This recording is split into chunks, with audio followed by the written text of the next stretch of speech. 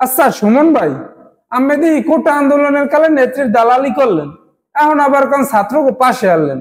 এরা আমি ঠাইঠিন মিথ্যে কথা পাইন কইয়ে। তোমরা পোলাপান মানুষ এগুলো বুঝবা না। আমার ফেইজে এসে দুগ্গা, একর নাম দালাল ফেস আর একর নাম ইনোসেন্ট ফেস। কত রঙ্গ দেখাইলেন ভাই, ফেইজে বার দুইটা হয় কেমনে বুঝলাম না। বোঝো নাই?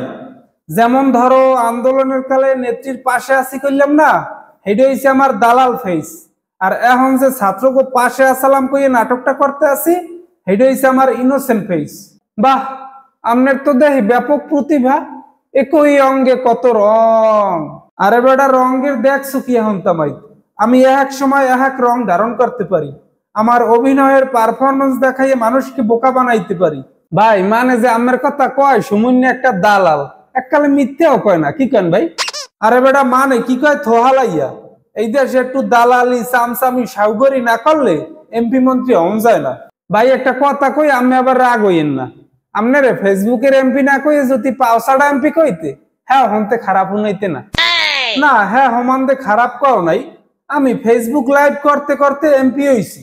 আর কয়টা দিন যদি দালালি করতে পারতাম, তই মন্ত্রী হয়ে যেতাম, হাতে কোনো সন্দেহ হলে না। ভাই বিশ্বাস করেন, আমি আপনার দালালি দেখে শিহরিত। পরীক্ষায় যদি আয় যে দালাল কত প্রকার কি কি, আমি আপনার জীবনী লিখতে থিম। হ্যাঁ লেখতারো। দালালি করা তোর এত সহজ জিনিস না। দালালি হইছে একটা শিল্প বেটটা। আমি দালালি করার উচ্চ ডিগ্রি লইয়েছি বিদেশ গুনে, বুঝো? আচ্ছা সুমন ভাই, আপনার তো এমপি তো শেষ, দালালিও শেষ।